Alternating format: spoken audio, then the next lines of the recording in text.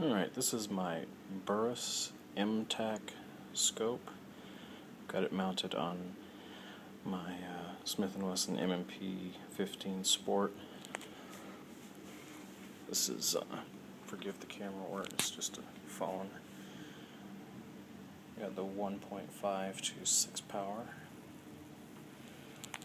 And mounted it on the Burris QD PEPR or pepper scope mount.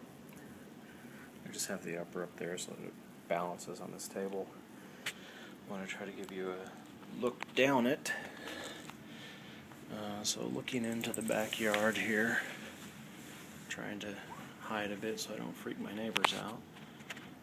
And let's see, we are at 1.5 power here.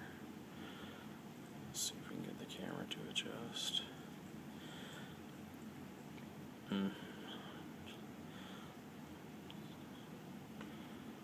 Just too bright.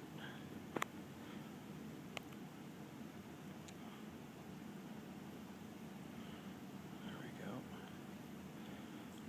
So the back fence there is about 20 yards away. The front sight post does not appear quite as bad in the bottom of the picture when you're just looking through the scope. It's like the camera's exaggerating the effect a bit. It is noticeable, but it will not bother you while you're shooting. And the illuminated reticle, you can see it inside here. It's quite bright outside, as you can see, but inside it's pretty dim, so you can actually see it pretty well. If I light it up here, that's maximum power. And this is actually, on the packaging, it said it was the 762 reticle, so the little offset dots below are actually, I guess, supposed to compensate for drop with a 762 round. That said, I took the rifle out today and I was shooting at 250 yards, and it seemed to be right on. You know, I basically just held at the very bottom of the center dot and was hitting pretty well. It was a good bit of wind, so I'm sure that was affecting things a little bit. And let's see if I can take it up to 6 power here. Pardon the camera work.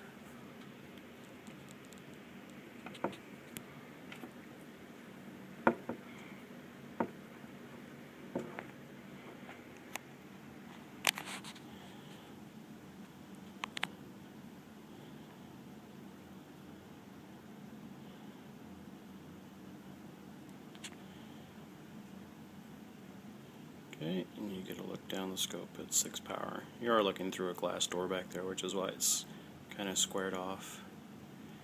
And the scope is mounted level. If you're seeing crookedness there, it's because of how the rifle's resting on this table, or just the upper of the rifle.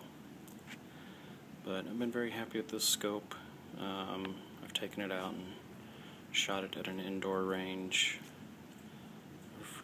You know, from 25 to 100 yards, and then an outdoor range from 50 to 250 yards, and it's doing quite well. And once I got it zeroed, it seemed to just hold perfectly well. One little odd thing about this scope is that the manual seemed to indicate that it had the right picture and the right instructions for the scale and adjusting your zero, but the instructions were just, I don't know, I found them to be very confusing, misleading. What they said in the instructions was to stick a small screwdriver underneath the dial there, then lift it and reset to 0. And that is not how this scope works, at least. if you look here, see if I can get around to it and focus in on it without muzzling myself.